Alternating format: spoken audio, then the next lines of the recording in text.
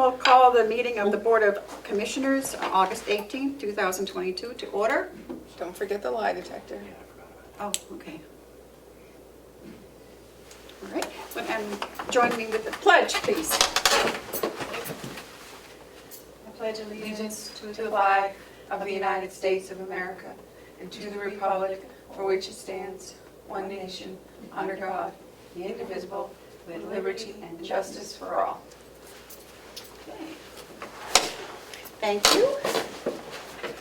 Okay. And do we have any media questions? Seeing none? We have to do something exciting to get Damon here again. Oh no, that's good. Public input. Do you have anything for us? Yeah. Go ahead, Maureen. Okay, I was talking to Trevor about the Conway's education contract. Yep. And they added a couple of lines in there we're kind of confused about, where it's a 2%. First off, how are the negotiations going on? Well, they're not, because Trevor's supposedly, I took it up to him, we talked a little bit, and he is taking it to your board, and I'm waiting to Okay. hear back what the board's desires are. Okay, So, so I got it. yeah, All right, we're meeting, the end of the month, isn't it? yes.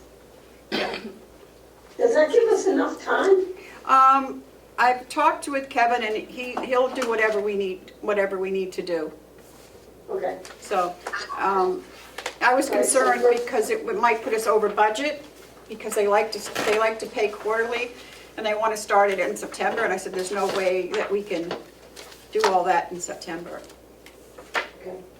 Will we get penalized for it? No, he told me we wouldn't, so. Okay. I can tell you right now from the two other board members I've talked to, that statement which reads about the 2%, Okay. that was an add-on from the previous Right. contract. The changes, Maureen, are in bold. You said there were several Yes. changes, but all the Right changes here. are in bold. Right, it says, in addition, Hale's location will be charged a 2% fee of the tuition rate per student or 1,000 if no student, whichever is greater, for the purpose of the maintenance trust fund. Why did they put that in? Why do we need it? I can't answer that for you. I'm sorry. When we go back with your questions, are you on the board now, Maureen? Yeah, Okay, so the board will come back with their questions that we will take to him. And if any of the board members want to be in on that you're more than welcome to attend with us. all right, so give us your list of questions. Yeah, Our list of questions to you. yeah, Okay, I perfect. was just curious, and Trevor, really, he didn't know where we stood, but I'll talk to Trevor and we'll get back to you. Yeah, perfect. Madam Chair, Yes, could Joe? I ask a clarification? I don't have that contract. Maybe I could get a copy, but, It's in your box. It's in your box. I gave a copy last Okay. week, but yeah, okay, I haven't been in. I Yeah. haven't been in. I'm sorry. Yeah. Is it 2% of what? Of the tuition rate per student, or $1,000 if there are no students, whichever is greater, for the purpose of the maintenance trust fund. And the tuition rate per student is at, do we know the amount? Yeah, hang on, I gotta find it on a different page. I didn't bring the contract up with me. It varies from year to year. I think this Yeah. year, if I'm correct, grammar school are like 26,000 something.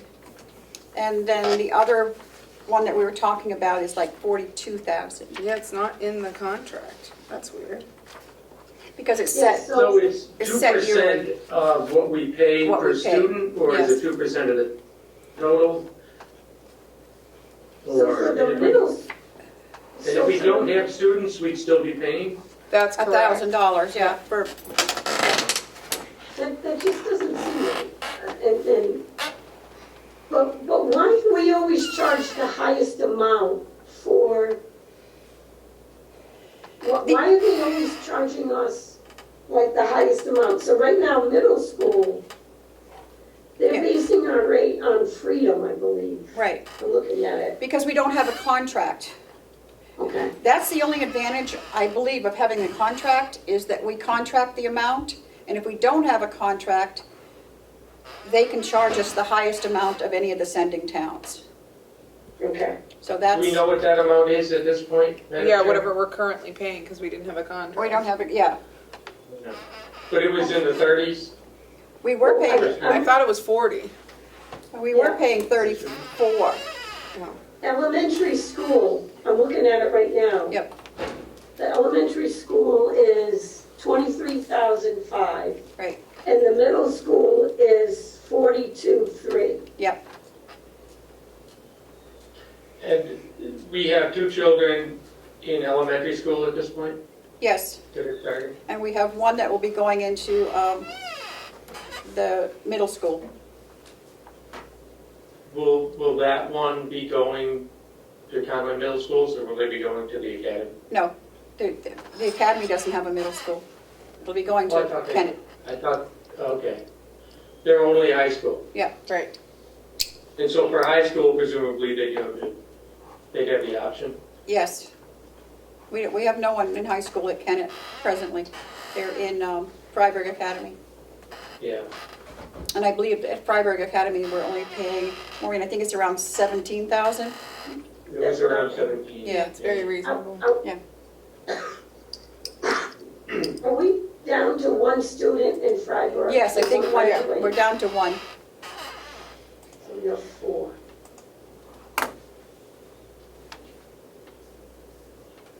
And the term of the contract is how long? 5 years? I think we can, Yeah, I wouldn't suggest doing a 5-year, but I think the last one was a 5-year. And we haven't had one since, I think. it's a 9-year, so. Yep. It says, at the inception of the school year 18-19 and shall continue for a minimum term of 9 years through June 30th, 2027.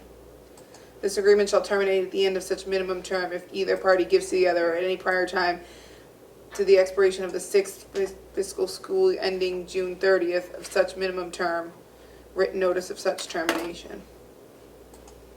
So the contract would be for 9 years. Our kids could age out if we don't replace them Right. during that term. Correct, but you'd still be legal for we'd have to pay the $1,000. Or Hales would have to pay the $1,000. That's why I think the term is too long. So, Who controls that money? That would be the school board. school board, So we would have no say over it. no. Well, you get to vote for the school board. How do we get to vote for the school board? When you vote for your commissioner, Right? right? Aren't we the school board? We're the school board, yeah. Say that again? I'm We all are- new to this. We are your school board. The commissioners are your school board. We're your school board, but we don't decide what happens with that money. The Yeah, Conway the school Conway board School would decide. Board. Yeah. Okay, very good. We like that situation. All right. Okay. All right, well, you answered some questions. After we meet, I'll have Trevor say, Yep. send you our comments, okay? Okay, perfect. Thank you, Alright. Maureen.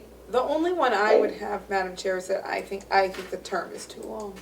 Yeah, I don't know if we have a choice on that. I think Let me that's, see if they do a 5 instead of a 9. right, when they come, yeah. Because I think Yeah. last time it was a 5. I think a 5 is way more reasonable. A 9-year that seems way too long. Okay. Okay. All right. Madam Chair, Joe. Pardon, Joe? yes, please include the treasurer in those comments. From Trevor. He wants to Okay. put in the comments that you get, I guess. All right. Okay, Is that what you said? We have to make sure it's in the budget. right. Denise is on top of it, I think. She's very Okay. worried about the budget, so, for this year. Yeah. because of that student. Okay. All right. Thank Anything- you very much. You're welcome. We appreciate you all. Thank you, Maureen. Thank All you. right, have a great day. Thank you. You too, Maureen. Bye. And Karen downstairs just sent the contract to Matt. Oh, okay. Matt, did you hear that? What, did I hear what? Karen No. from downstairs just sent you the contract to your email so you could have a digital copy. Oh, good, thank you. Yeah, Yeah, because I haven't been in. right. Madam Chair, Yes. if a member of the board is going to participate electronically, you should announce that person. Uh-huh. Commissioner Plash. Commissioner Platch That's all. is with us today He has arrived. via Zoom. Commissioner Platch, would you like to say hello? Hello, people. We're happy to have you today, Matthew. I'm really happy to be here joining you.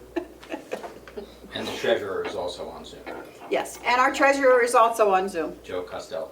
Yes. Joe, would you like to say hello? Hello, thank you for letting me zoom in. I think Joe is driving. Are you driving, Joe? Yes, I am. I'm driving a 10-wheel dump truck. Just don't say it out loud. Okay. But I'm in the pit. I'm not on the road. Okay, we'll focus on your driving. Good, because I thought he was admitting to something. Moving right Okay. along. And I see we have another person for the public here. Maggie Steer from the New Hampshire Preservation Alliance. Okay, would you like to, if you can, you can come up a little bit closer. Yes. Please do. Nice to see you. Thank you for having me. Okay, would you like to explain what you do and what you think you might be able to do for the county? Sure. Okay. I'm here at the suggestion of Joe Kenny in regard to the old Carroll County Courthouse. I work for the New Hampshire Preservation Alliance, which is the statewide nonprofit organization that helps to save, revive, revitalize historic buildings. And I spoke with Joe recently about the old courthouse, which the county had divested of in 2004. My organization helped the Historical Society with a feasibility study regarding reuse of that building when it became evident that the costs were more than they could handle and they were exploring business propositions. The recommendation of that report, and I brought you a copy, is that it's a complicated building to reuse. Heard that. There's not much market for office space. The courthouse itself, the courtroom itself, is a wonderful historic artifact, and it would be a shame to change that too much. But Joe said to me, we think it might make a great daycare center, and that there is funding available for daycare centers. And that was an option that this report had not considered. We have a program, the Preservation Alliance, called 7 to Save, which is an annual listing of threatened or endangered properties that might benefit from additional exposure to their needs and concerns.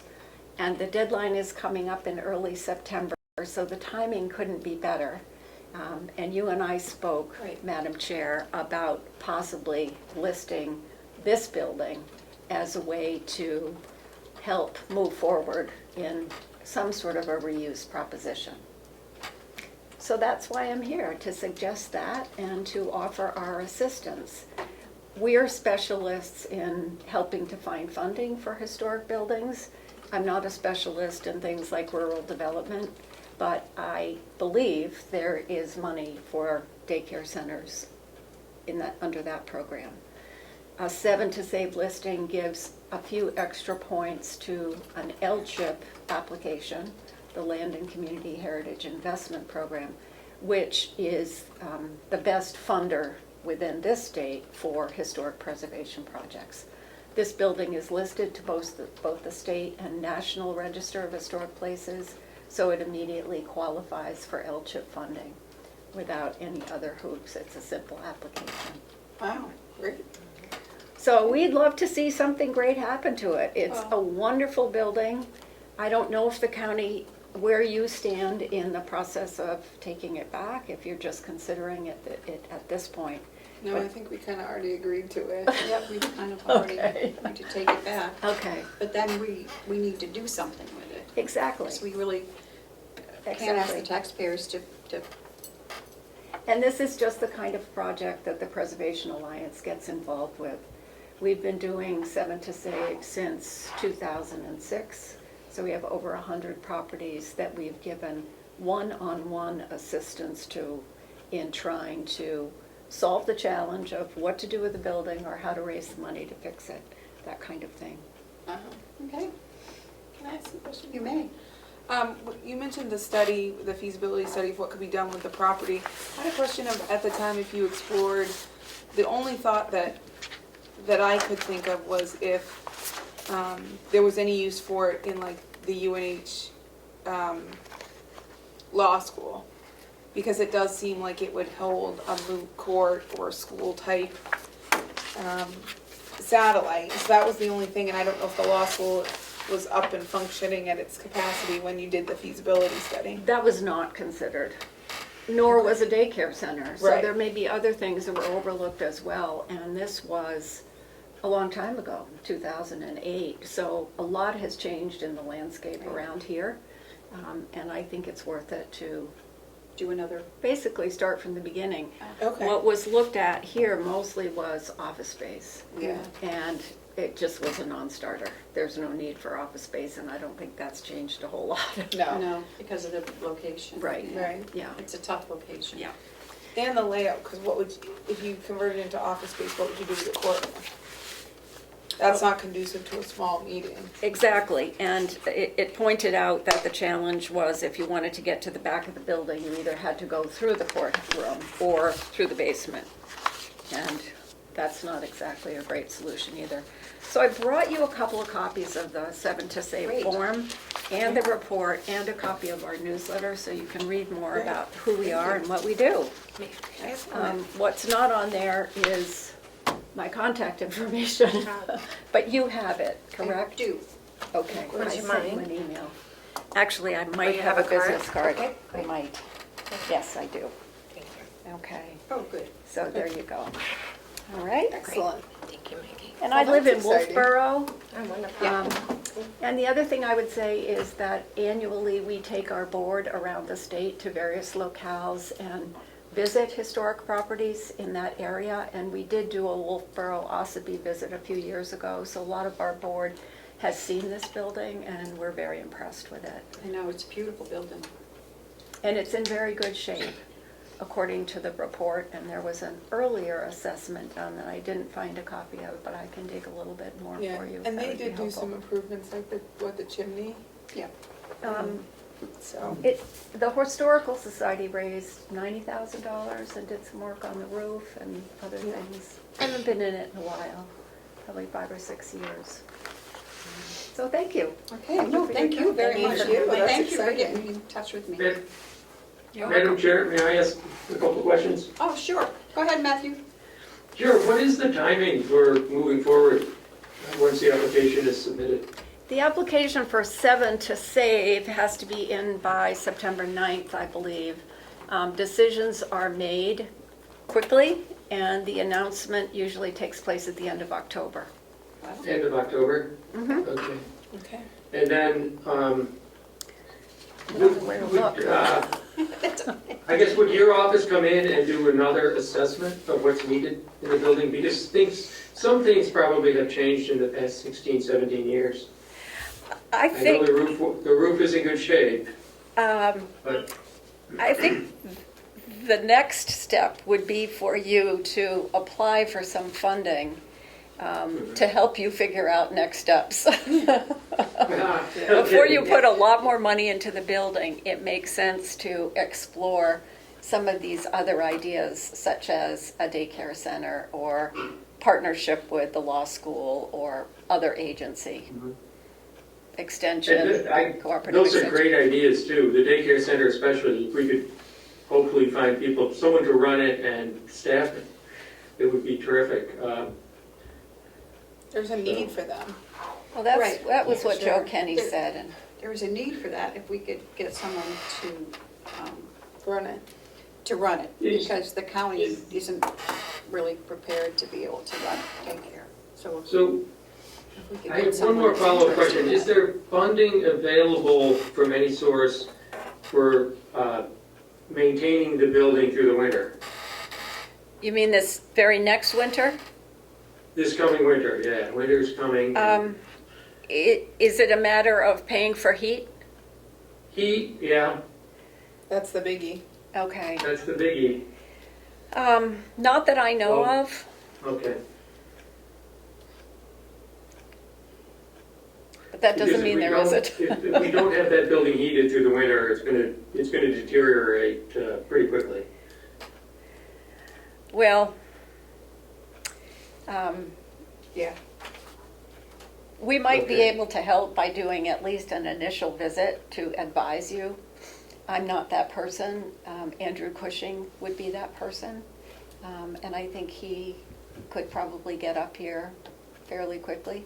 Cool. That's Okay. wonderful. good. I think that sounds like a good idea, and we can get this thing started. Okay, Great. good. Well, again, thank you so much for Thank coming. you. So there are some questions that need to be answered on that 7 to Save form. Okay. Do you want to do that yourselves, or would you like me to take a first crack at it and then send it to you for your signature? That would be great. Yeah, that would be fine. Okay. That would be wonderful, yeah. May I ask a question? I just quickly, in the, there's one copy of the feasibility study, but it says in August 2007, Christopher Kloss and Company of Hopkinton prepared a report detailing the history. That's Is that the one something you haven't- have, or- I don't know if I have it. Oh, I okay. didn't dig through the files. I pulled the grant that we gave to look at reuse, but I hadn't read it while I was in the office to go to the file and see if we have a copy of that. I suspect we do, Thank and you. I can scan it and send it along.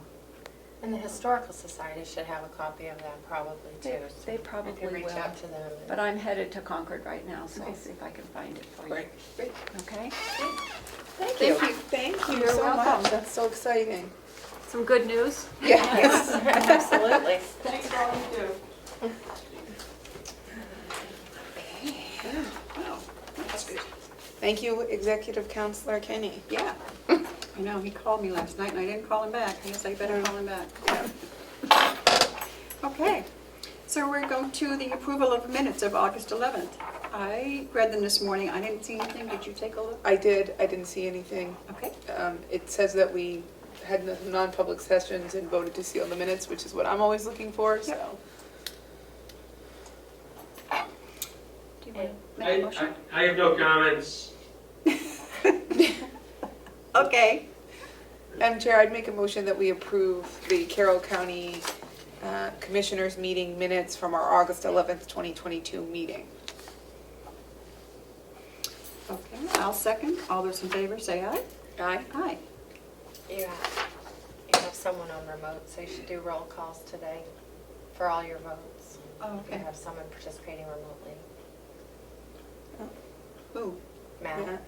oh. Okay. I know it seems, Okay, we'll do a roll call vote on that. Go ahead, Melissa. Commissioner Tesari, Aye. Commissioner McCarthy, Aye. Commissioner Platch, Abstaining. thank you. Thank you. Okay, so that's done. Okay. There's a signature copy.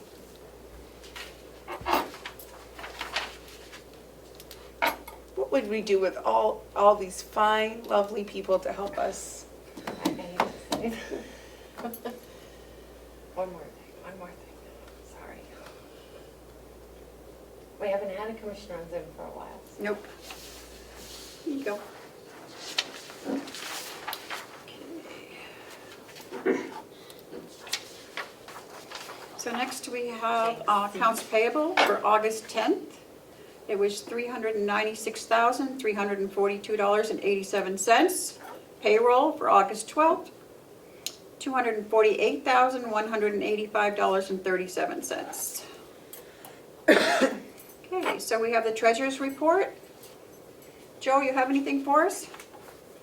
Can you hold on just about 30 seconds, please? Sure. I just want to be able to pull over and stop you.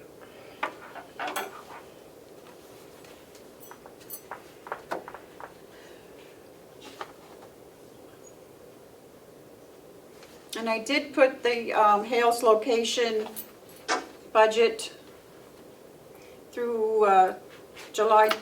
It's in your box, your mailbox. Okay.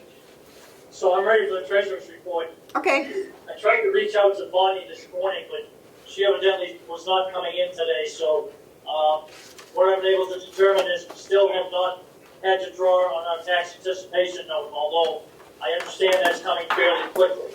I think, We've been operating, Yeah, I don't think that's on right. funds that came from the, registry of deeds, the nursing home, and, I do have, sheriff's department. I do have something from Bonnie on the June financial statement. Would you like me to read that? Yes, because the July numbers are still being worked on. That was the other thing I was going to report on. Yeah, it says, please find the June financial statements, items of note. We have borrowed $3 million on the TAN's note, but we'll be drawing more as I move the ARPA funds out of the checking into the ZE escrow account that was established for the funds. Correct. And then it just goes on, under special fees, county, we're running a short on medical insurance line, which will necessitate a transfer from MVC medical to the county. Once we get into the new rate season beginning July 1st, we will have a better idea of monthly premiums and shortfalls. All remaining budget, all remaining budget lines, with the exception of a few lines, are in line with 50% spent as of June 30th. Yes, that's a good thing. Yeah, so, So that's all I have on the treasurer's report, unless you have anything else. I don't. on it. Okay, Nothing else. oh, there she is. nothing else. Good morning, Bonnie. Good morning. How about the, Hales location?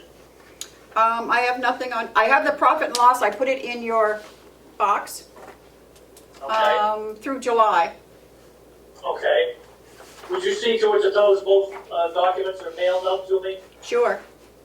Will do. Excellent. I have nothing else unless you have any questions. I have nothing. Anybody? Bonnie, you have any questions for Joe? Nope, Okay. nope, not at the moment. Okay. No. Okay, thank you, Bonnie, I Joe. told them that the July numbers are still being worked on. It's a process of getting it into the new accounting system. No, it's not getting it into the new accounting system. Most of the reconciliations are done. I am reviewing that now and getting them ready to release. Okay, because that's what I was told this morning. Oh, well, it has nothing to do with getting into the new accounting system. We've been in the new accounting system for a few months now. Okay. So all the bank, yeah, everything's reconciled and done in all the schedules, but I have a review process that I go through once that's done. Okay, once that's done, will you not email me, print out and mail me a hard copy? Of the July financials, sure. Yes. Mhm. I have Yeah. nothing else, madam. Okay, thank you. Point of Okay. information, Madam Chair. Yes. Is there any progress report on the audit? Bonnie? I'm in email communication with an auditor to see if I can convince him to do this with us taking on a little bit more of the burden. As soon as I have, Can you mute Joe? Hang on a second, Bonnie. as soon as I have a firm answer, I'll let you know. Sorry. Okay. Yep. Thank you, Bonnie. Okay. Yeah, can you just get him off? She muted him. Okay. I do all kinds of things, yeah. Get Joe mute. Yeah. There. Okay, line item transfers, we do have one From the jail, from the jail. with a very explicit letter on it. Detailed letter. Very detailed letter. If I could say that the CFO did review and sign a copy of it. Yep, she did. Fortunately, I had already copied it before, Oh, okay, but I do have a signed copy. She reviewed it and it was okay. okay.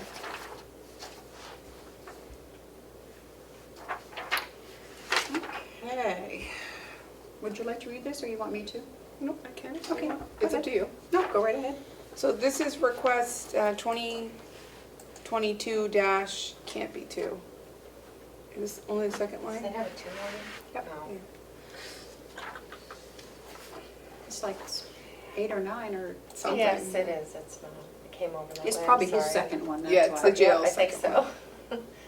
Let me get you the right number. That's okay. I just 9. want the public to know. 9. 9? Yep. Okay. 9. So this is Carroll County line item transfer request 2022-09 regarding the Department of the Jail.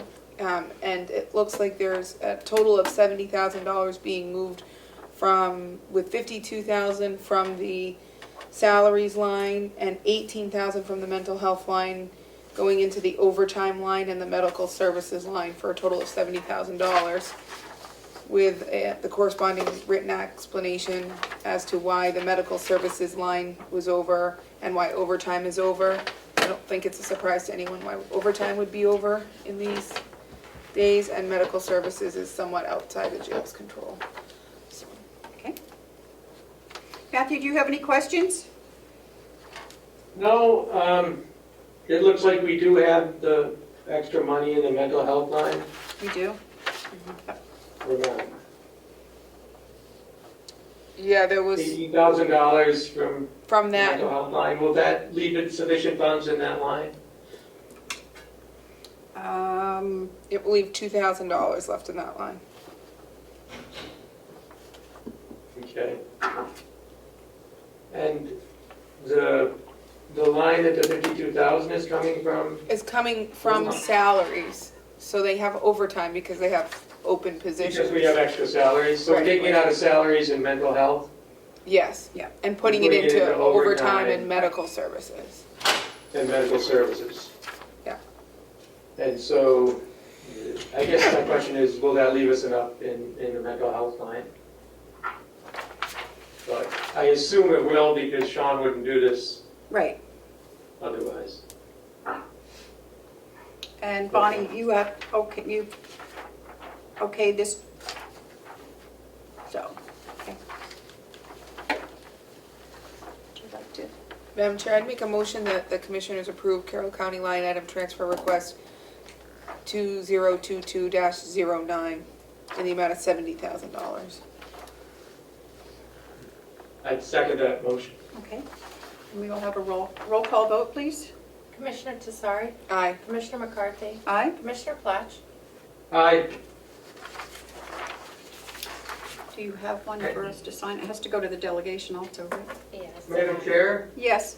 when will it go to the delegation? Probably, they're not having a meeting until September, are Next they? month. Next month. Although if we have to get it done right away, Lino could do one with just, it just has to be the executive committee. So if we Yeah, need they it. need to do this right away, I think, So, so. okay, I will. You know, that's something that I wanted to talk about at the department head meeting, if I might, because this is causing a lot of angst at department head levels, because they know they put in line item transfers and items are being charged to those line items. So if we could pull the executive committee together to get some of the past line item transfers and this one also approved, that would be awesome. Okay, I will give Lino a call after this meeting. The chair of the delegation. See if they can't get something set up just for the executive committee. But these, Bonnie, I'm sorry, Madam Chair, I have a question. Yes.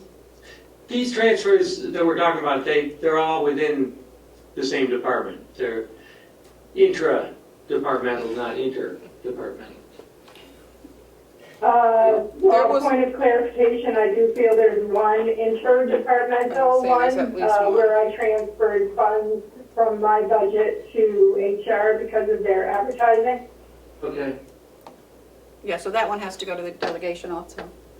yeah, I think those really do need to be approved before that budget gets spent. So we will I'll take care of that today. The department cannot spend more than is budgeted for the department. Right. But if it's a switch between departments, it really has to be authorized by the delegation. Okay. And that advertising one I know is very small. So, Yeah, that's not, it's only over, if it's over 1,000, I think. yeah. Okay. Okay. So for other business, what do we have? Do we have anything for Hales? No, Madam Chair? No. I missed that? Okay. Nope. I guess we have the June 30 financials. That would be you, Bonnie? Yeah. Okay. So I sent you the June 30th financials and kind of gave you an overview of where things were at. And I wanted to point out the health insurance because, as you recall, during the budget process, number one, we didn't really have the new rates at that time, and so we really heavy loaded the nursing home to make sure they were covered for medical insurance, but I think we short-sighted us a little bit, the county. I'm not totally sure how it's going to sugar out because of the new rates that started July 1st, and I'll have a better idea. It's not something we need to do right now. The nursing home is under budget and that medical insurance line, yes, see, yes. So I think there's room to move. That's something we need to do right now. I just kind of wanted to put it out there that that's a possibility. So that will be an inter-department transfer if we need to. So, but other than that, financials look great. Finance department's doing wonderful. Reports are going out to department heads every week. And I'm not getting any negative feedback, just some constructive questions of which we respond right away if there are questions or make changes as necessary if department heads or staff feel like something needs to be moved. But at least on all the feedback I've got, it's very positive, so I think that's great. Dee, you can kick in if there's something negative there. No, I haven't had any negative feedback. Paula hasn't brought anything up to it. She seems like we're getting the information that we need, and things are going well. We get the report every week, which is extremely helpful. I like the new format too. Yeah. It's easier to read. So overall, the financials are in great shape. As far as I'm concerned, we're getting all the information from the department heads very timely as we requested so that we can have the bank accounts at least reconciled by the 15th of the month. That's being done with no problem whatsoever. And the only thing that we really hold the financial statements up for is payables. Like, we're still receiving July payables and we'll write up probably close to the end of August. So I probably won't close July until next week or so, just to capture as many of the July invoices as we can. Okay. Thank you, Bonnie. Sure. I see that Lino's online. Lino? No? Representative Avalon. Oh, sorry. Representative Avalati is there. Sorry, I've known him for so long, I can't call him Lino. Sorry. I apologize, Lino. He's muted, just so you know. Is he muted? He's muted. I can't unmute, it's on his end. Oh, you need to unmute.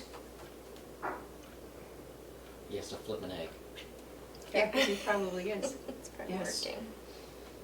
Hey, Madam Chair, while he's unmuting, can I make a comment? You may.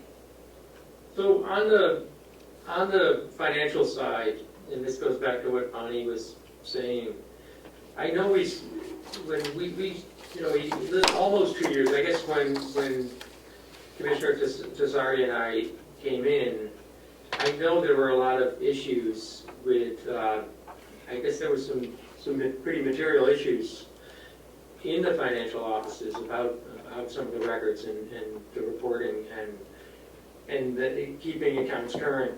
And it looks like that's really been resolved with Bonnie's assistance because things have changed a lot. I see things have really changed a lot, so. And I, for one, want to thank Bonnie. I know that both of you agree with that and are happy to see where it's gone, so. I, for You're one, welcome. I'm It's ecstatic. been a lot of work, and it's taken a while, you know, but it's happened pretty quickly, you know, given where we were, so. Good, I'm glad you're happy. It looks like Lino's not here anymore.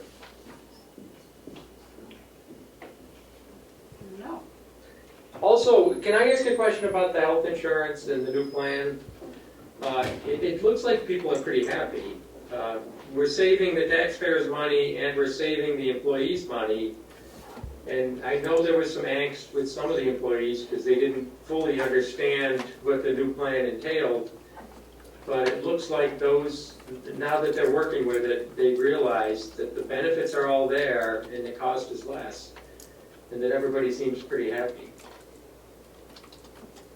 So, I don't know, Dee, if you're getting feedback still, but it seems like that was a really positive move. Yeah, I haven't had any negative feedback brought to me about it. I think it's the philosophy behind it. It is a little sting in the beginning when you're going, you know, I had $1,100 for my kids for something, and it was just like out of pocket, makes you think mentally that you're losing. But when you look at the big picture and what we have added into our, like if we have FSA and such, it's a wash. It's the same. We're getting the same services, Yep. it's just being billed differently. And the FSA is front-loaded, so Right, you can draw those funds right away. exactly. So, no, I have not had complaints, and as you guys know, I certainly would hear it if there was a problem. Yeah, you just read Yeah. Well, we appreciate that. We We'd never, like to know it right away when there's a problem. that's right. We don't always hear when things are working well, so if we hear nothing, that's good news, I guess. That's always good news. Okay, he's still muted though, right? But he might be able to unmute himself. Okay. Representative Amelini, can you unmute yourself now? There he is. Okay, Good morning, Commissioners. good morning. Good morning. Bonnie, Dee. Good morning. Morning. I'd So, like to echo what Commissioner Fletcher said about the finances. Much better, much more enjoyable. Easier to be and make decisions based on actual real numbers instead of just ones pulled out of the sky. I thought the fighting was fun. no, Bonnie has done a terrific job, and I couldn't be happier. And, Thank you. well, she knows how I feel. Every day that I came in when she was here, I was begging her to take the job, so. Good recruitment efforts, Madam Chair. Yeah. Did Lino say about the No, he didn't. Not yet. executive committee? Okay, I'm sorry. So Representative Amelini, we need the executive committee to come in to do some line item transfers. Do you think that's possible? Of course it is. Do you have an immediate need, or is it something that can wait until our meeting in September to review the third quarter, Well, or second quarter, excuse me? Bonnie, would you like to answer that? Sure. I mean, it would be great if you could gather earlier than September. It's causing some angst with some of the department heads that they know the transfers have been approved by the commissioners, but we can't enter them into the system. So they get all frustrated that we're charging to those line items. So if you could gather earlier would be better. If it was okay, within the next, by the end of the month would be good. And how many are there? There's 9. Is Ms. Stevens present? She I am. is. Do you want to pay the executive committee and see their availability? Of course. Thank you very much, and we'll get that scheduled in and we can get those situated for you. Excellent, thank you. Thank you. Thank you, Thank you, Representative. Madam Chair. Okay. Okay, so what do we have next? The 2023 budget timeline and process. Okay. Ms. Siemens, would you like to speak on that? I can start the conversation, and I'm glad that Bonnie's here to carry it through.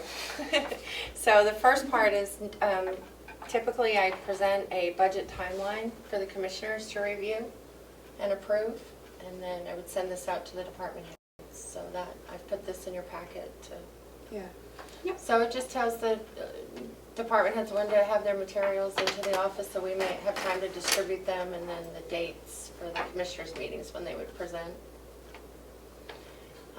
This year is a little unique because in even-numbered years, there's a certain date when the delegation has to meet in election years, so we're a little bit farther into December this year than we were last year with their first meeting and their public hearing.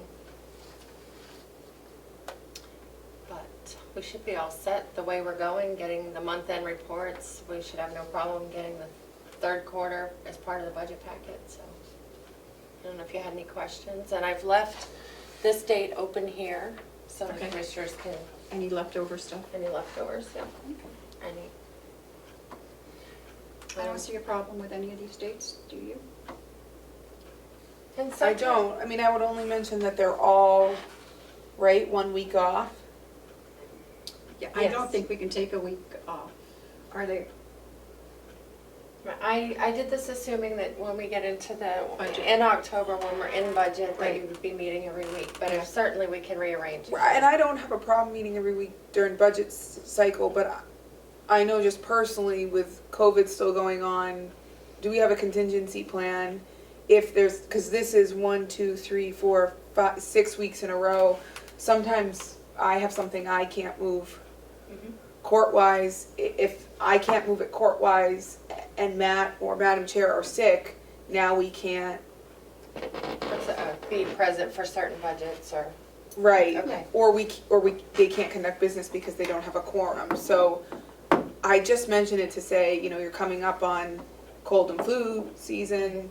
I don't know if we want to push it back a week and leave a week blank so that there is a little wiggle room. Like if we started on October 7th and then had like October 20th or the 27th, that way if we have to use that day, we can.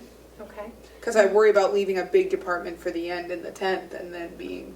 Well, there, And I will say the last 2 years, this is just a guide. It will change. right, because some of them. Departments may have other obligations, and so they'll do a switch with a different department. And so this will constantly be updated, and one thing we've learned during COVID and the last 2 years is how to be flexible and pivot when we have to. If we have to change, we can. This is Okay. just barely a guide, so that we don't forget anything, so that the department heads have a date to focus on to get their materials ready. Okay, I just wanted to put it out there. But we may, in the middle, the commissioners may decide that October 27th can't happen, and then we'll use the 3rd and the 10th, or Yeah. however, as long as we keep communication Yeah, going. I think I know it's that fine. I will be out on the 27th. Okay, well, certainly we'll check with all the commissioners' calendars. I could do and- it. I could be present on Zoom that day, so you Okay. could still conduct business, but I'll be at the Great Wolf Lodge with my children. Oh, lucky duck, okay. I'll not do video in a bikini, so don't worry. Or on a water slide. He doesn't need those kind of viewers. Okay. So the other part of it is that Bonnie and I talked about, and it came up at the department head meeting last time, that it would be helpful if as we do a kickoff to the budget season, that there's a meeting of all the department heads and with Bonnie present to kind of go through the process, what forms to use, what expenses will now be allocated to the individual departments, giving them their personnel schedules, which we used those in the past. And Bonnie, did you want to pick up from there? Sure. So last year when we talked about, like, as you know, I came in, partway through the budget season. But after the budget season, when we was over, we said, okay, I'm going to be here at the beginning. So let's see if we can get super organized and get all the department heads informed right up front of what your wishes are.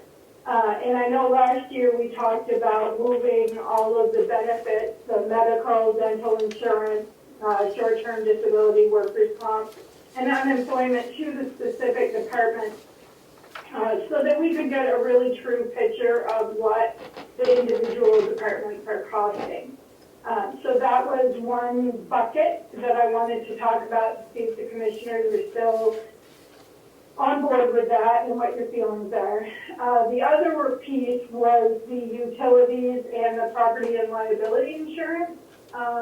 We had talked about doing that also. It is already split for the buildings, nursing homes, corrections, and then the county, but within the county, breaking out based on square footage, the utilities and the property and liability insurance. I have, kind of listened to people and their opinions about it. I'm on the fence about the liability and the utilities, because it does say that the county is responsible for providing that. So I do see the argument that some people are saying that really should be a county expense and not allocated to the department. But I also do think there's a strong argument for allocating those to the departments so that we can truly see what each one of them costs. So that would be a second bucket. And then the most important piece is what your feeling is on how the department heads should be budgeting for salaries. Is it going to be a percentage? Is it going to be a dollar value?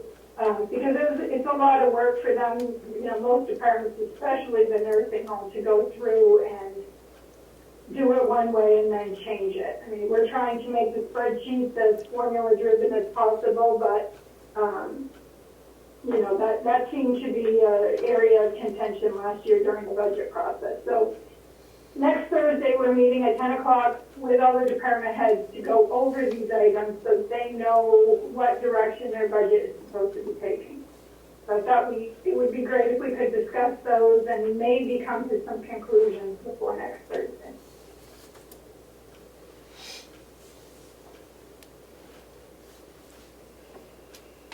Okay. Okay, so what was the first one, Bonnie? Would you? It's moving the medical and The dental. first one is allocating the staffing benefit to the appropriate department. So, registry, we would allocate their medical insurance, their workers' comp, short-term disability, to their department. Dental. That was the first section. I've always felt that I would like to know what each department is costing county. So I've always been in favor of putting whatever it's costing in their own budget. So that would be my vote. I don't know what the other two commissioners feel. Madam Chair, Yes, currently, I believe in this year's budget, we've allocated the jail. It has been allocated Right. allocated to the department in the jail and the nursing home, but not elsewhere? Is that, No, just the nursing home? just the nursing home. And the nursing home is supposed to be an enterprise agency. My feeling is that we should know the cost of each department. And so the actual costs should be allocated. They aren't all enterprise agencies, but I think it's important to know what each department is costing us. yeah, I've always felt that way. So how it gets paid is centralized, though, for the health insurance, correct? Okay. Correct. It's centralized, it's paid out of the county checking, and at the time that we enter the bill, we allocate currently between the nursing home and the county. So it becomes more work then for your office to do those allocations internally, but I don't see why, if you don't have a problem with doing that extra work, I don't see why we wouldn't want to go that way. Yes, I prefer to do that, and I feel like if we have salaries, payroll, taxes, and retirement in each of the department's budget, then we should also have the other benefits, the medical insurance, disability, workers' comp. The actual costs. Mm-hmm. Commissioner, So that's my sorry, vote. do you have any? Too. I think Mino has his hand up. Yeah, but I get to go first because I'm a commissioner too, so thanks, Matt. I didn't see your hand, though. Well, I'm in the room, so. And I waited patiently for you to go. Thank you. Okay, guys. I think the cost should be, I concur with you and Matt, that they should be attributable to the department. The only issue I ever hear is department heads say that increases their budget as per last year. But I think that's a simple math calculation that Bonnie can help them with, to take that part out, just to have a figure, not actually take it out of the budget, but just take it off their total to have a figure to say, so that the delegation can see if they are over from last year or under from last year, in the reported expenses from the year, or the reported budget from the year before.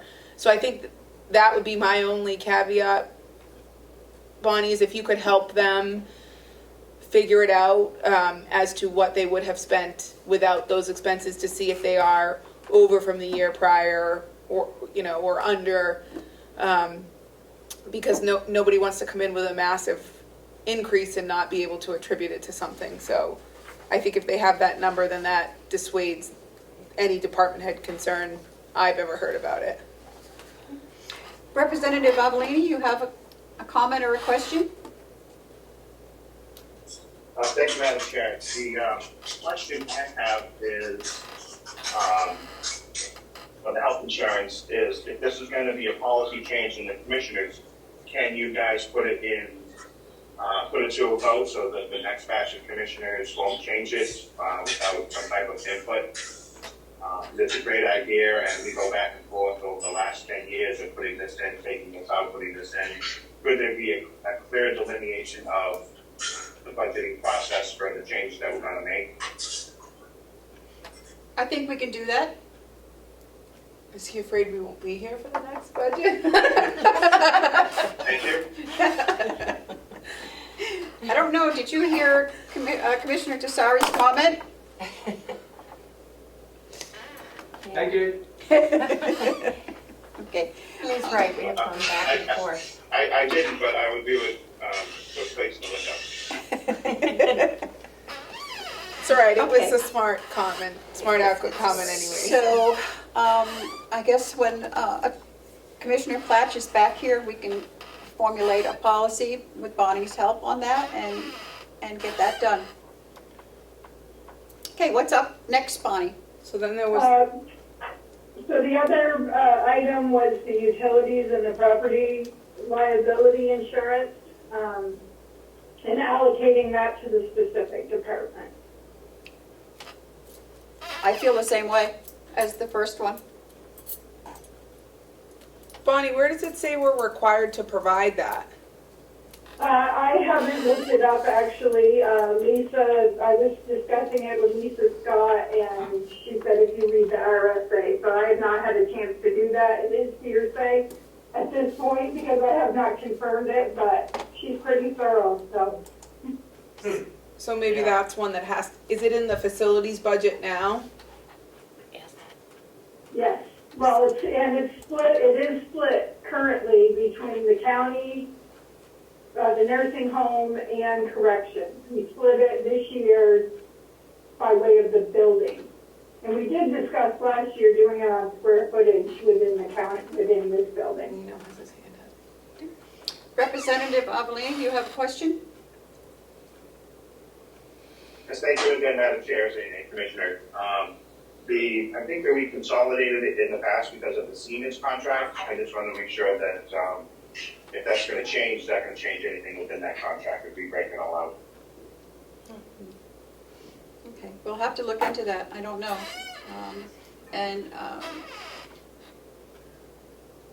Mr. Murray is not with us for a few days, so when he gets back, we'll look into that. Okay. Thank you, Madam Chair. Madam Chair, could you clarify why it would, the impact because of the contract, why that would be a problem?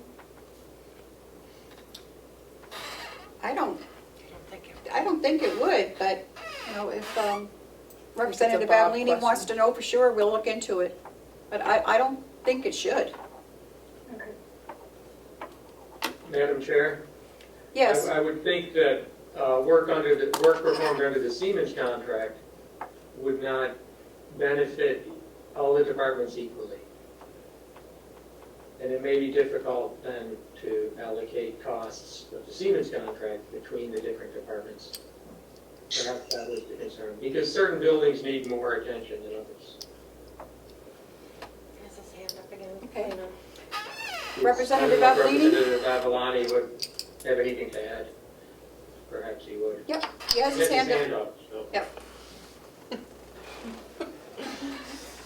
Thank you, again, Matt. Madam Chair. I think it was to track the savings that we were going to be guaranteed, and I think that having it combined would be easier for Bob to track instead of having it spread out everywhere. That was the rationale we had for putting it all back together now. Okay. All right, well, we'll talk with Bob and see. And won't make a decision without him. Madam Chair, would Yes. it be possible to allocate costs without putting it into department budgets so that we can track it at a commissioner level? That would be another option. Okay. That sounds like more work for Bonnie. Well, yeah. But Bonnie loves the work. Thanks, Matt.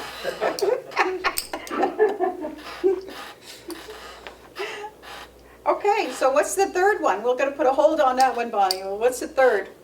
Okay, the third one is what you're thinking about salary changes. Percentage, dollar amount. Oh.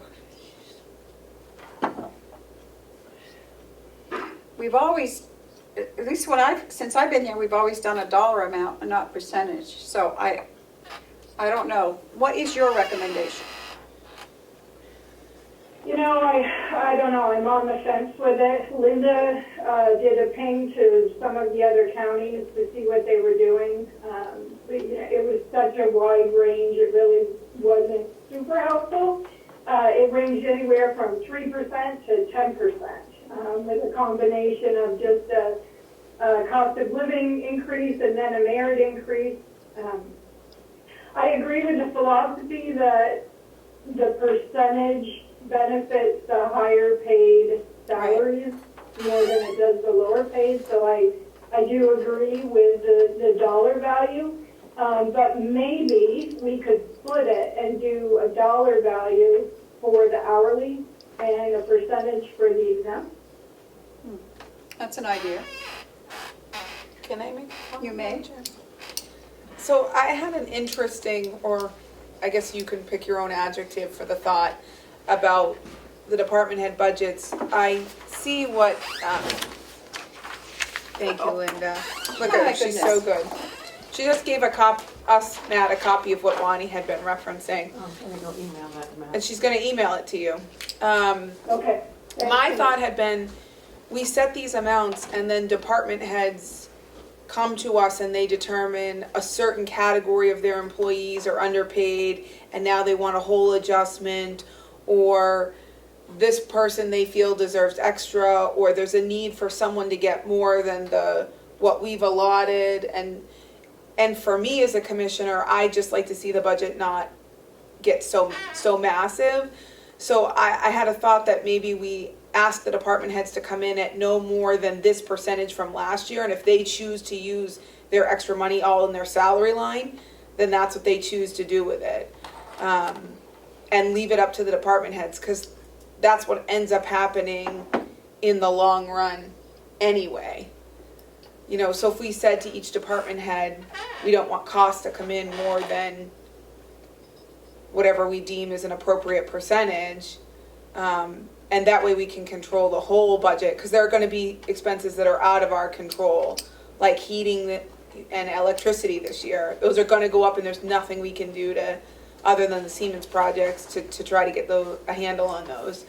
So my thought was to just say your budget can't go up more than this percent, and if somebody uses that in staffing, or if they have another need, then they can determine where that money goes, and they can present on it. So that was my thought, and then we would need to answer this question. Madam Chair, I had a thought also. I'd like to hear get some input on this issue from our HR director. She's here. She is And present. also, as Kim is suggesting, let's get the department heads to input on it. But I'm concerned about the need. I think there's a need to raise the pay more significantly at the lower end right now, Right. because a lot of families are hurting with this inflation. So, you know, with the cost of gas where it is, just commuting to work eats a big chunk of some people's income. And then there's the question of putting food on the table. So we need to bring up that floor, and that won't work. We can't do that with a percentage. It's just not as significant. Well, Can't give that same percentage to everybody. You know, one of the tasks that I've been given is to look at our salaries overall. The timing of this is tricky because, you know, I'm doing the position descriptions in order to survey out. I really need those done. So it's tricky timing. But as you can see from the spreadsheet, both government and private industry are being somewhat aggressive with percentages because they do recognize there is an issue. Several articles that I read through a variety of means, both through the Society of Human Resource Management and 2 different salary survey companies, talked about kind of a multi-pronged approach. Some of them are doing percentages, significant percentages, but then in addition to that, in a way to control the budget because of the domino effect that you get when you apply a percentage, well, any increase, because it affects your retirement, your taxes, it's a domino effect. It's not just the 3 to 5% you're giving them. There's all the other associated costs with payroll. They're giving bonuses. So they say, okay, we're going to do 3.5% increases, but so that our budget doesn't get totally out of control, let's give people a set figure. And in addition to this 3%, we're giving you a one-time bonus of, $500 or $1,000 or whatever, that recognizes that you're doing a great job. We do appreciate what you're doing, but our budget can only handle so much, so here you go. So that may be a creative way to address the concern about ratcheting up the salaries. We need to be careful. I hear what you're saying, Matt, about the lower paid employees, but if we start moving them up without affecting our upper level employees, then we may end up with some salary compression, and then they end up bumping up against your salaried folks. Not everybody, certainly, our COs and our maintenance and housekeeping, and LNAs, they're not making huge salaries, so I don't see the compression happening there. But we do have some mid-range professional level employees who are getting a healthy salary, and so that should be taken into account as well.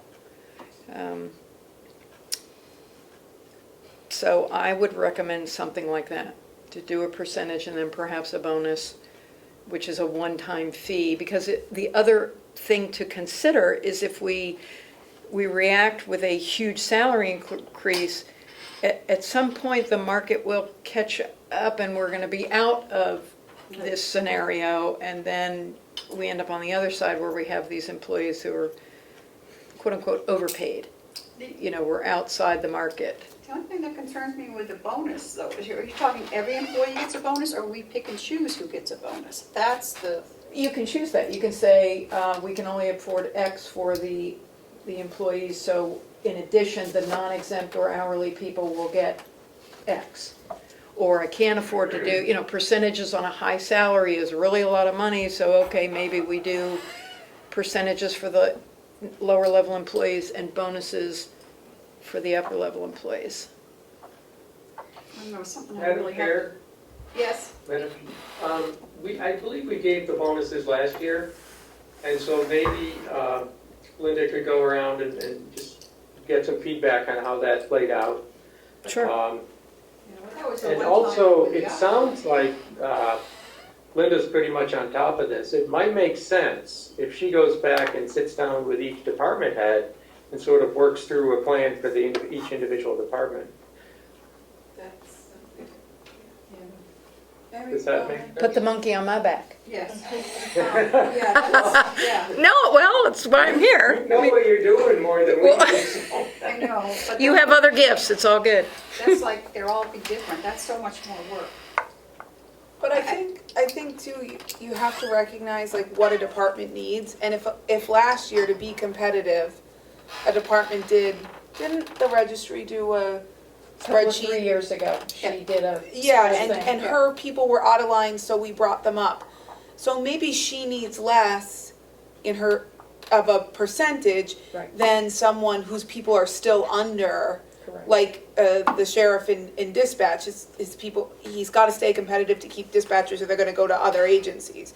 So I do think in some way it does make sense, but I worry about the fear that people begin to think that it creates this disparity, which we've been trying to get rid of for a long time. And that's why I think setting a cap for a department head, and then that department head is responsible for justifying to their employees why they didn't spend it in the salary line. So if we say you can't increase more than 5% from your last year's budget, that means the whole budget is going up 5%, because no one department can go more than 5%. Then if they feel the increase is necessary in salary, they can put it in salary. If they feel it's, they need an increase here, they can put it there. And it keeps some control on the budget, because I do think different departments have different needs, and we want to be flexible to that, but we need an overall way for people to know, and then it's going to have to be the department heads that are responsible for explaining that to their employees. The other thing I would ask is, when the department heads are coming to us to present their budgets, can we see what they've been getting for raises? Yeah, Because we my get all that. understanding is people are getting more than one raise a year. So we approve a raise at a percentage, and then the department has extra money in that line, and they may give their employee a raise. Well, now, people aren't getting the same thing anymore. They're getting what they were guaranteed by the commissioners, and they're getting more through the year, and then that budget, They're getting their merit raises from their department head. I know, but that's not being budgeted for. The department heads are not budgeting for the merit raise, and so then their budgets, their salary lines are going over, and most of the time they're okay, because right now, no, it's hard to be fully staffed. But that too is gonna catch up with us eventually, and then line items are gonna be over, so we need to kind of, Well, and another way to do it is to work with Bonnie and say, okay, how much can we afford? And in my past, what we've also done is said, okay, this is how much payroll costs. We can afford this much of a raise overall. You end up with a salary pool that's handed to each department and say, we have this much money to spend, and it's divvied by department based on size, blah, blah, blah. And then, like you're saying, here's your pool. And they divvy it up. They determine, okay, I have a person who's a star candidate or employee, and we give them this. I have a steady Eddie who does great, but no, they're not an overachiever, so they get this. And so that allows the management of the money at the department level, but you folks control it by saying, this is the amount you have. This is what you use. You don't get to fiddle later and start poking around in your other budget and give another raise, or if you want to give them 2 raises a year, great, but it's got to be out of this particular pool of money. but I don't think we can say that. If they have the money in their line item, they can spend it how Okay, they then I- choose. Okay. So I get worried that the salaries just keep getting bumped up, and it's like, well, this was approved. Well, and Well, this, it wasn't, because you gave an additional raise after the commissioner said everyone would get, what did we say, $1 last year? yeah, Everybody got $1, and then people got, right. And this is additional where it would be raises. nice is if it was done, right now it is being done it seems to be done at the department level where HR would be involved. Because again, we see the overall picture and say, well, I hear that you want to give so-and-so a raise, but you've now skewed, A, B, and C, and this there's an effect to you just giving this person this raise. So that would be, yes, it'd be great if I would be part of that process to prevent these sorts of issues and inconsistencies and potential problems. And I have no problem inserting myself into the process. Well, it seems like next Thursday is gonna be the start, to see what what the department heads are thinking.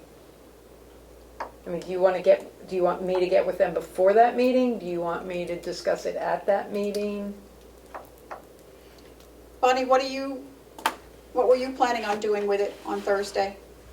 Well, we were planning on introducing the budget and letting them know what our decisions were for allocating items back into their budget, such as the benefits or the property and liability, and to give them a starting point for the salaries so that they weren't continually changing, their budgets. They had a good number.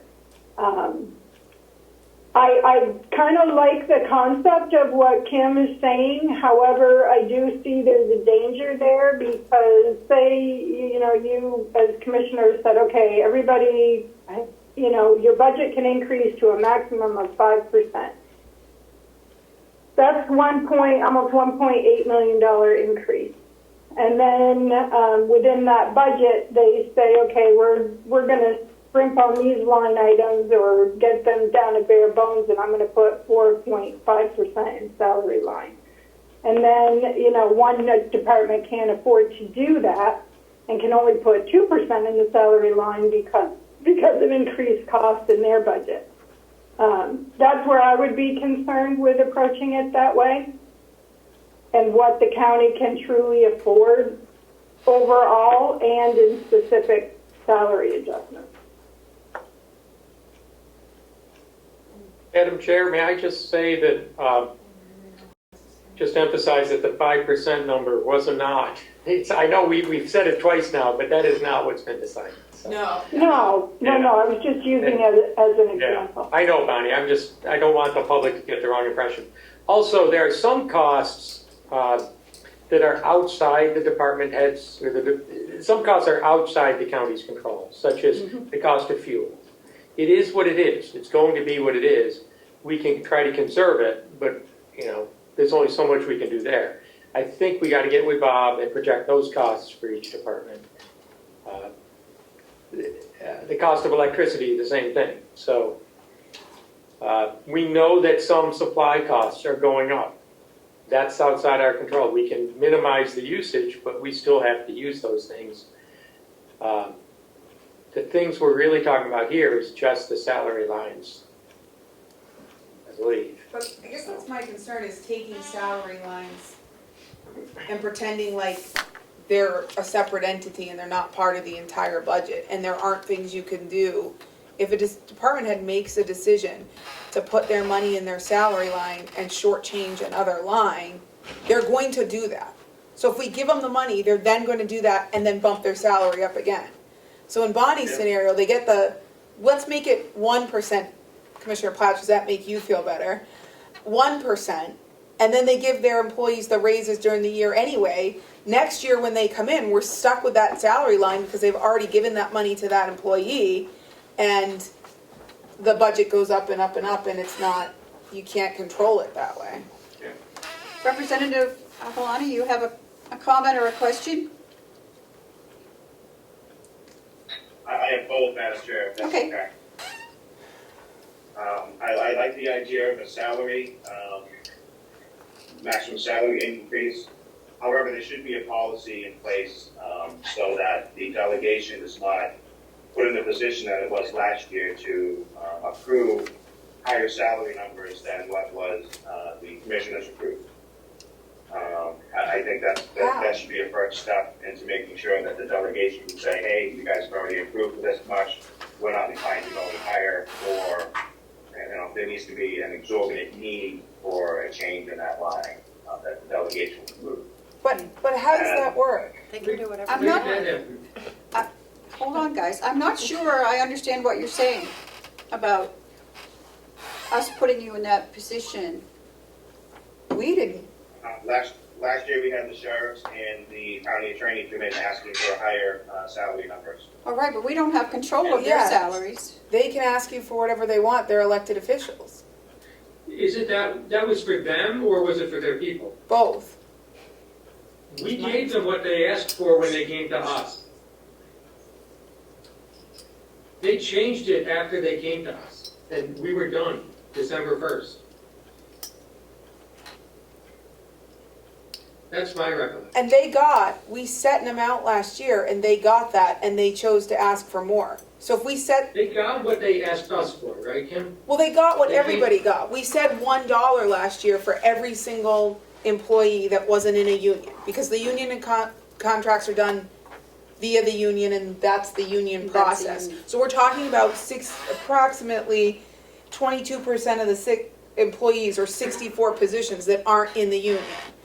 Those people, we said they could all have $1. So we set an amount. We did the exact conversation we're having here. We set a dollar amount, and then certain department heads felt that wasn't what they needed for their department, and they came to the delegation and asked the delegation for something different, and the delegation did not hold the line. They gave them an increase over what we did. So there's nothing we could do.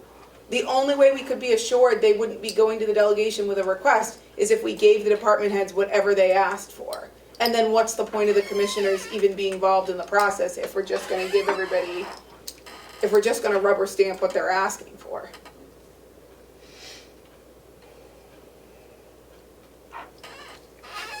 Representative Evelina, you have any comment? I do have a follow-up to that, and that's exactly the conversation you guys were having was, you're stuck with these salary increases because department heads are given through the year.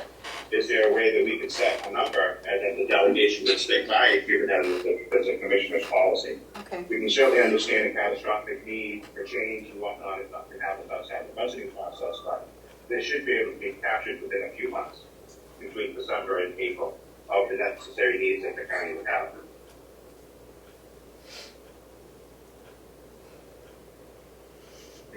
Madam Chair, can I ask a question? Ma'am? Procedurally, I guess I don't understand how we would set that, because if I'm the sheriff and I have $2 million in my budget, which I'm using a crazy number, I don't believe the sheriff's budget is $2 million, but honestly, sitting here today, I have no idea what it is. But let's say the sheriff has $2 million in his budget. If he has extra money in salary because he has an opening and he gives somebody a raise, he's an elected official. We don't okay that. So the only way to control his budget would be to make a decrease at some point because he spent more than was allocated. But I don't know what the mechanism is for how we control that because it doesn't come to us.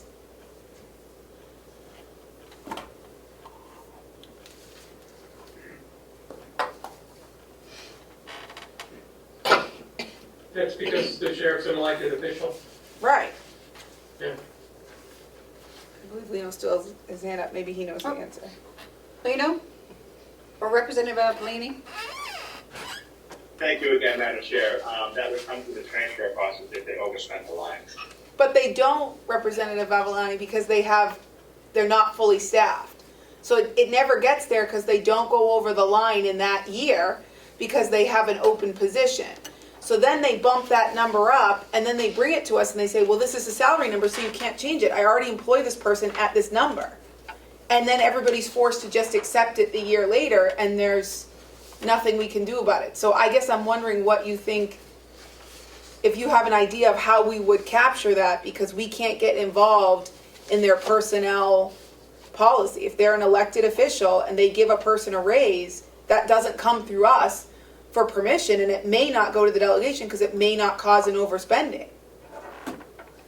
But it will the next year, and then in the budget cycle, it just gets caught up, and then everybody goes, oh, well, that's the salary number. So we always start the budget going, okay, this was their salary number from last year, so we have to keep at least that.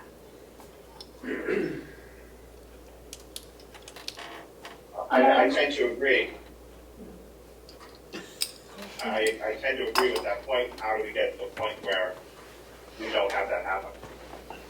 Madam Chair, Yes? I think they're carrying open positions on the books, and I hate to say it, but the way to do that would be eliminate those open positions so you don't, that the cushion is eliminated. And that's a hard thing to do because they're using those positions to fund overtime, but that's the argument we get. But then doesn't my cap idea work though? Because it says if that's where you choose to put your money as a department head, that's fine, but your budget cannot increase by more than 1%, so you have to find it somewhere else in your budget if you want to do it. Do you see what I'm saying? Does that make sense? It does, but I'm not sure how well that's gonna go over.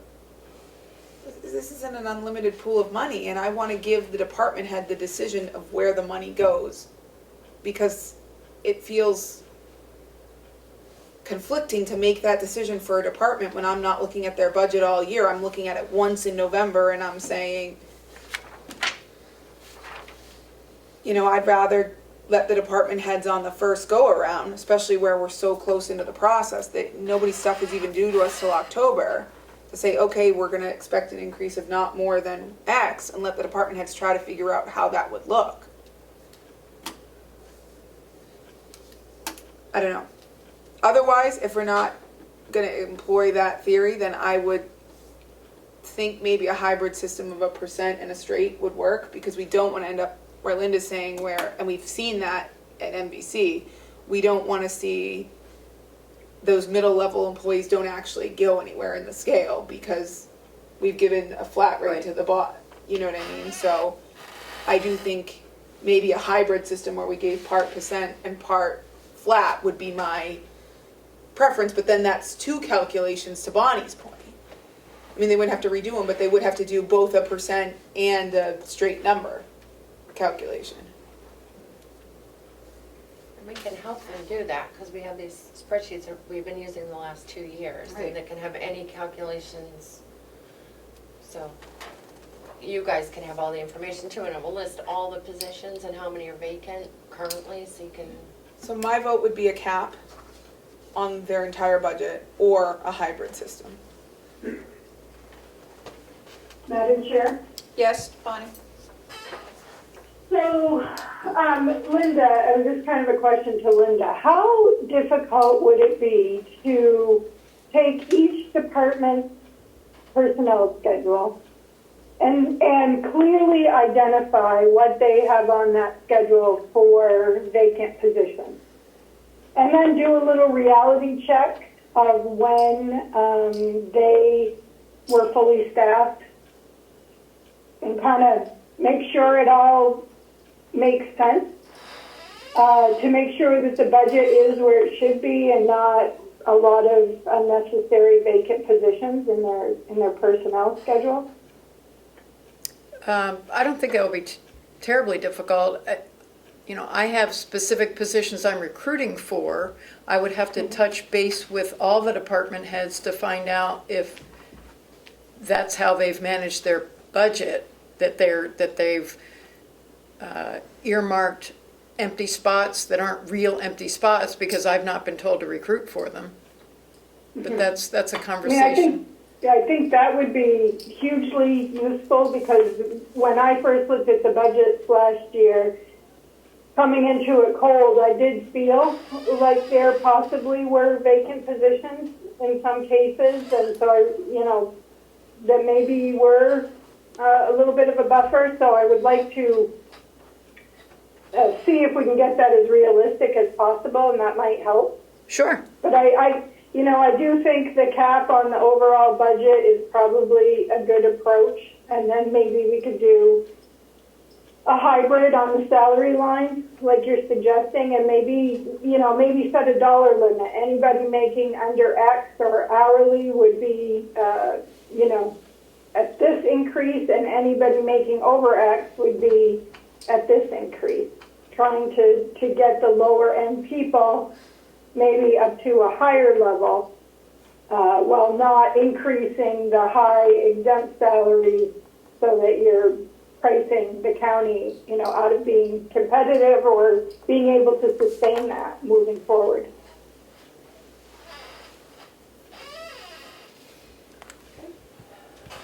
I think we've about talked to death for now. Yeah, I haven't had anything else, Madam. Okay. Madam Chair, I have one comment. I don't mean to suggest that our department heads are doing anything untoward or intentionally maintaining open positions. I really have no way I have no evidence of that, and I do know for a fact that in the nursing home, there have been a lot of open positions. And I believe those positions are necessary, and I know Linda's been working really closely with Dee to try to get those positions filled. And I also know that we're spending a tremendous amount on agency nurse and agency staff just to fill those positions, so people don't get exhausted working overtime. So we do have issues with open positions, but some of those are, people are trying hard to fill them. If there are any open positions that really aren't needed and they're just kind of being kept on the books, that's a different issue. And it is worth looking at. I can't say it's happening. Okay, sure. I do know there are open positions. Lino has his hand up again. Representative Avellini? Thank you, Madam Chair, and thank you for allowing me to participate in this meeting. I know it's not an easy topic sometimes when it comes to the budget, but I do appreciate you guys giving me the time to speak. I do agree with Bonnie's assessment on how raises should be given out, whether it be a percentage or by dollar figure. I think that's been a question through the years for the delegation. How we got to giving everybody raises and this and that, whereas the policy. Again, I think a clear delineation of the policy would make the delegation a little easier to understand how the raises came about. Okay.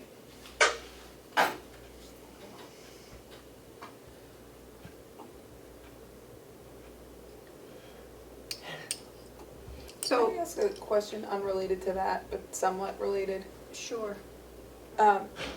When we're going over the budget, so these 4 Thursdays, do you send this information to the delegation so that they can watch a certain department if they're looking for it?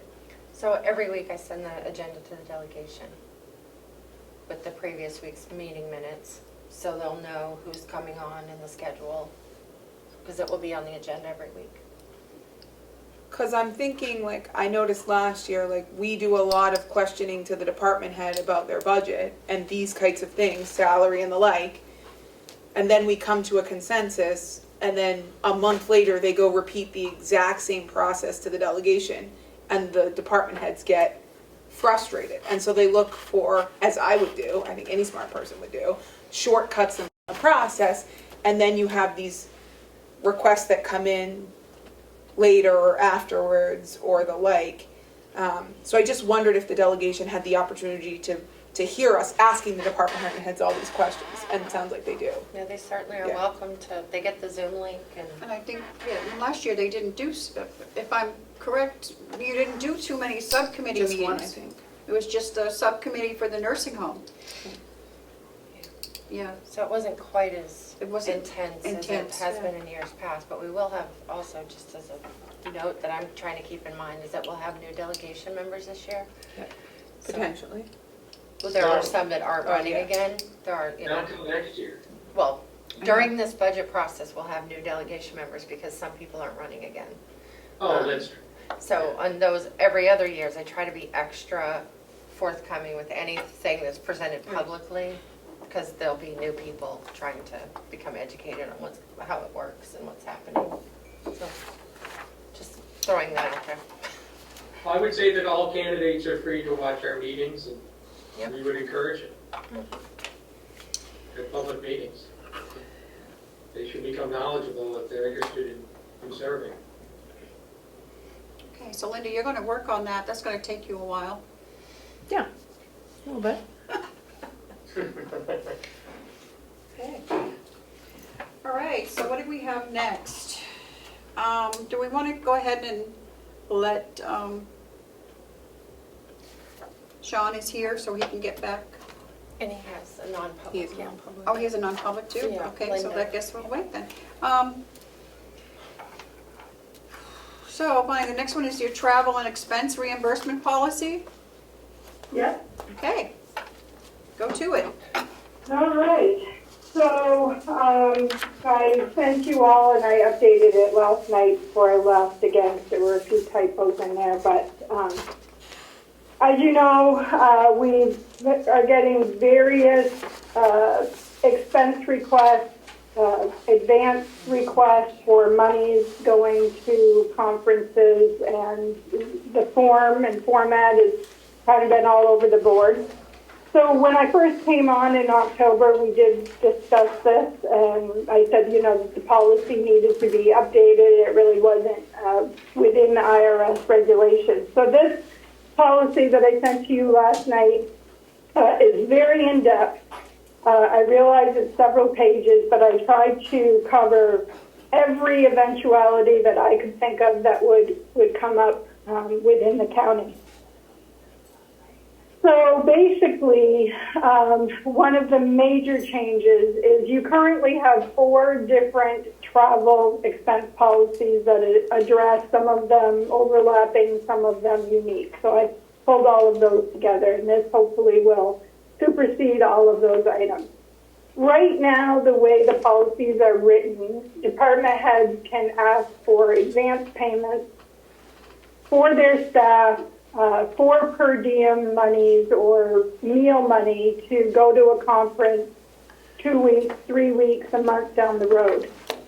I am in this policy asking that we move to a reimbursement basis.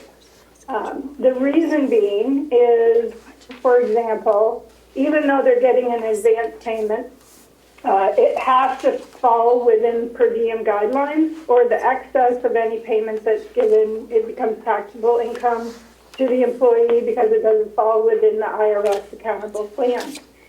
So if we issue a check to an employee now for a conference that's 4 weeks down the road, when that employee comes back, they have to still fill out an expense report, still give us a copy of the conference registration and the lodging so that we can verify the date that we made those per diem checks.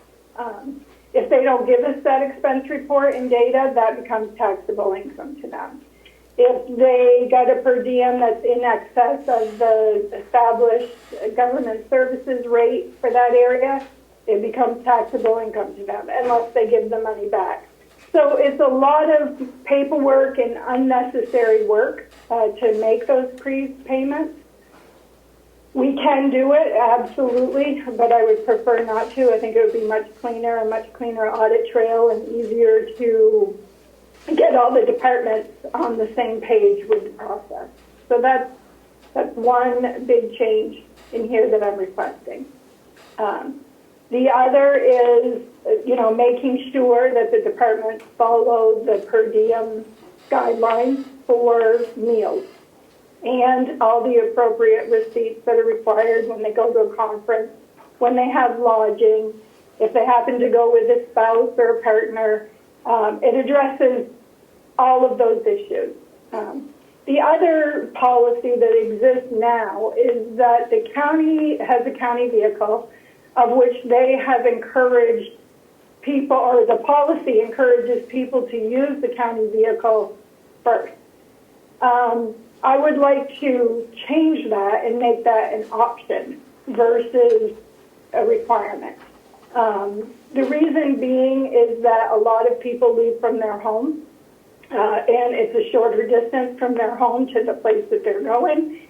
So they would have to come here, pick up the county car, go to their conference.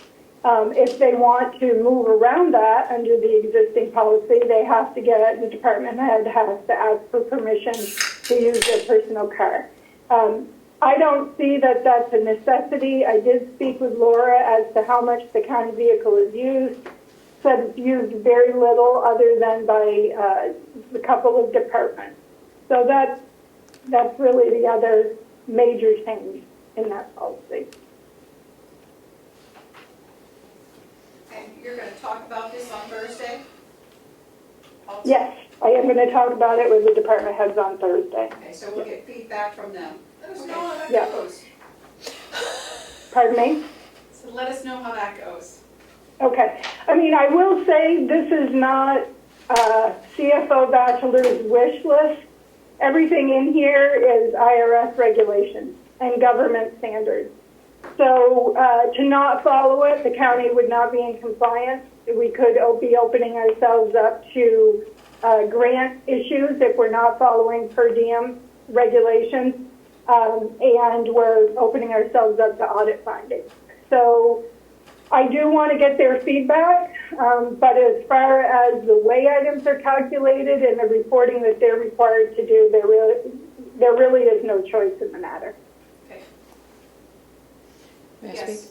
speak? Question, Bonnie, so should we, when you bring this forward for approval by the commissioners, then this will automatically abolish the other policies, or do we need to officially abolish those policies? We should put a line in it saying it supersedes any other policy regarding this subject matter. Okay, I wasn't sure how that all Because worked. there was like 4. Yeah, exactly. Mhm. Just Yeah. list the 4 policies and say these are superseded. Yeah. Yeah. These are abolished and superseded. I believe I did somewhere, or I took it out until you guys agreed. But yes, absolutely, we need Okay. to identify. I think that's what I put in your email, is that this policy would supersede, and I specifically gave you the 4 policies and when they were approved. So if you agree with that, we will add that to this document. Madam Chair, may I ask a question? Yes. Is the issue here how much is allowed under the per diem for meals and other items?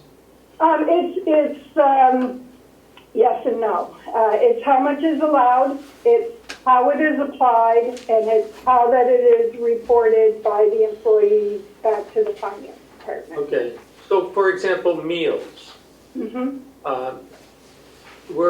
We can provide a certain per diem amount for meals to an employee that's going to a conference. And we can pay for their meals during the conference. And presumably there's a cap on that. Can we alter that cap as a county, or are we obligated to follow federal rules for that? And is it different depending on how it's funded, whether it comes under a federal grant or some other, or just coming out of county funds? The county can, That's a compound question, I know. yeah, I mean, the county can set whatever they want. They can set less than the per diem, they can set higher than the per diem, but if you're not following the per diem rules, I mean, this is a very loaded question, but I'll try to break it down. If you're not following the per diem rules, then the employees have to provide receipts for each one of their meals, detailed receipts. If you're on a per diem reimbursable basis, if you're going to the Keys in Florida, then you would go on the GSA website, of which I put a link in this document, and you would say this is the per diem for the Keys in Florida. And that is what you would be allowed to have on a daily per diem basis.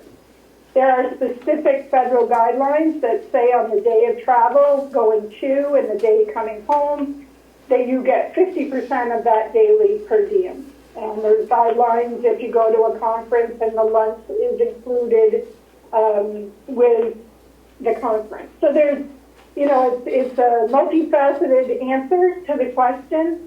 If you pay over the per diem, that becomes taxable to the employee. And when you're talking $70 when it should be $64, do you really want your finance department to be adding $6 to 10 employees and then supporting that to department heads? I don't think that's where you want to put the time in your finance department. I may be wrong, but I think that the guidelines that I have put in this follow and cover grant reporting, federal reporting, transparency for the county, and the cleanest and most straightforward way for departments to handle travel on the same playing field. And so we would follow the GSA guidelines, and that's, if we exceed that for any purpose, then it becomes taxable income to the employee. Correct. Okay. And that's true whether it's under a grant or a federal grant or not. We're we're Right, stuck. and, yeah, and if it was under a federal grant, we absolutely could not charge excess per diem to the federal grant, so then we would then be taking another level and splitting the per diem to, the non-grant funds. Okay, and then that becomes taxable Yes, it does. compensation to the employee. Yes. But if it's under the per diem, if we just provide the allowed per diem, no receipts would be necessary? Correct. But upon their return, which is why I want to go to a reimbursable basis, regardless of when they do it, they have to submit an expense report with a copy of their conference registration or lodging that says, okay, the conference went from August 15th to August 18th, so that if we're getting per diems from August 13th to August 20th, we know that we shouldn't be reimbursing those days before and day after because they really weren't at the conference. Right. And if they drive, if the conference is within 50 miles, would they still get the per diem? Well, that is in the policy that the 50 miles, so no. I mean, if they are within 50 miles, you're not considered travel status by the definition of this document, so you wouldn't have per diem. So would the meals not be covered then? Correct. But if they're at the conference and they have to eat, shouldn't they get meals? Well, normally conferences include the lunch. So if you're within 50 miles, you're home for breakfast and you're home for dinner. And I did put, actually, there is a section in there that if you do actual receipts and you do have lunch, because for some reason it's not included in the conference, I gave a percentage for breakfast, lunch, and dinner that they could use of the per diem. So it's all driven by the per diem for that area established by the General Services Administration at the federal level. It seems to me, though, that one of the major benefits of going to a conference is to spend time with colleagues over dinner, to have some time when you can actually get together with colleagues from other, that you don't ordinarily see, and there's a benefit to making those connections and learning from them, not just from whatever happens inside the conference hall. Mm-hmm. And there is a section in here for business meals, if there's business meals outside of conferences. Okay. Yep. Okay.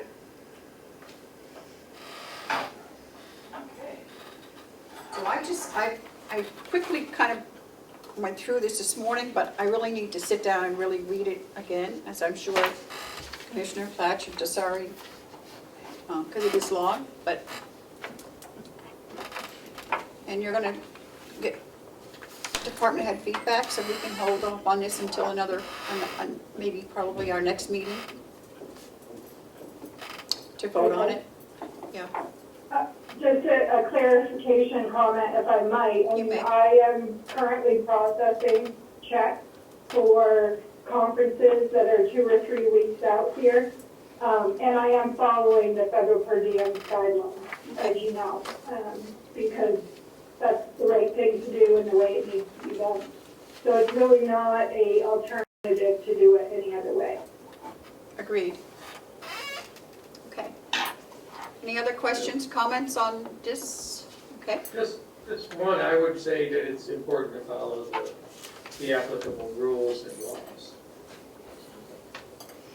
I think we all agree with that, Commissioner Fletch. Yeah, so thank you, Bonnie. Yes. You're welcome. Okay, so now we have, I guess, Sean, you're up next? So that grant is the sheriff. Sheriff. Chair. Oh, it's the sheriff. Sean Yep. is here for a non-public, perhaps we could squeeze in for your 11:30 appointment. Yep. Yeah, so you want to go into non-public? Yes. Madam Chair, I make a motion that we go into non-public under RSA 91A3, Roman numeral 2, subsection C. Seconded. Roll call vote. Commissioner Tesari. Aye. Commissioner McCarthy. Aye. Commissioner Platch. Aye. Thank you. Can we keep on? 11:05. Sean,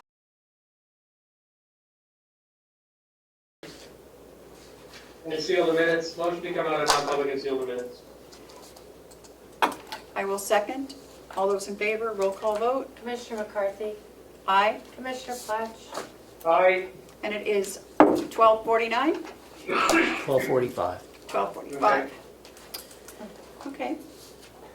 All right, so our next point of business is the website upgrade and HR software.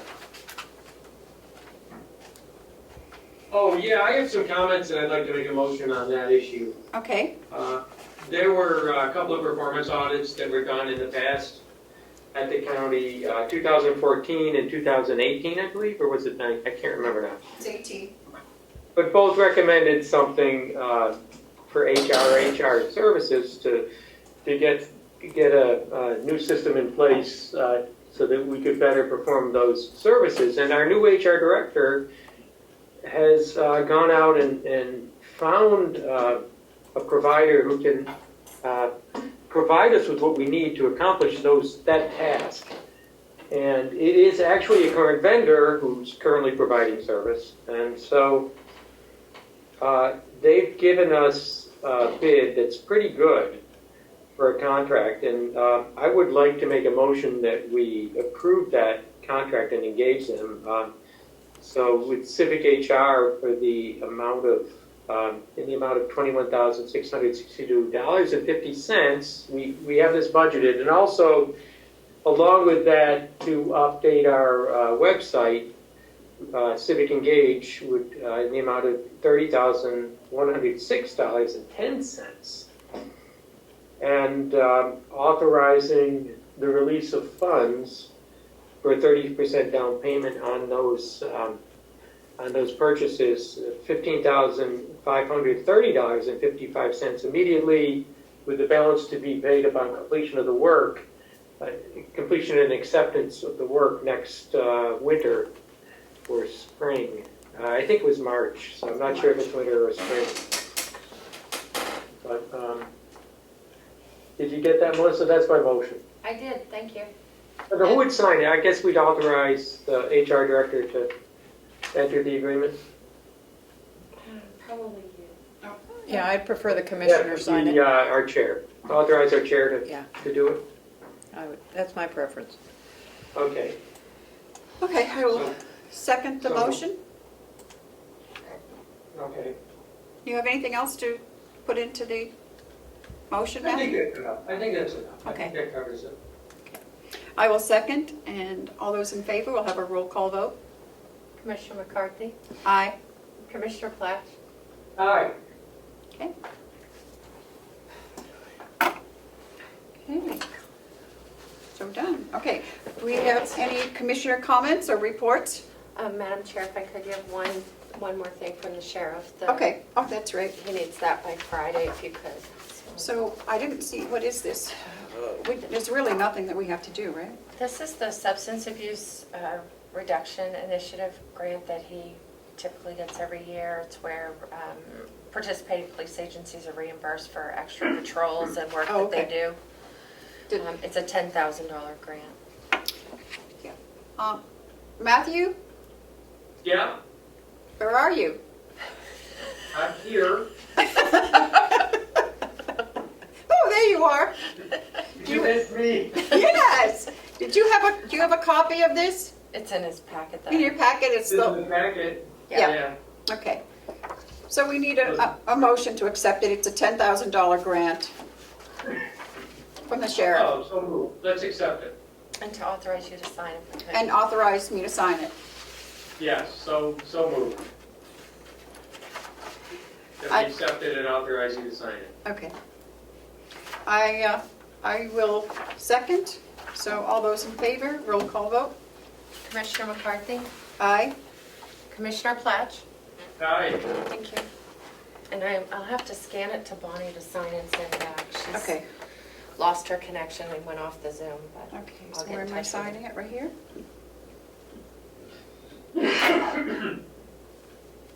Oh, up here. Wait a minute. Sorry. Okay, here. Right here, right? Yeah, I think maybe here. Well, then it says here, Terry McCarthy. Yeah, so underneath, I think, and then Bonnie will sign it here. Okay. Yeah.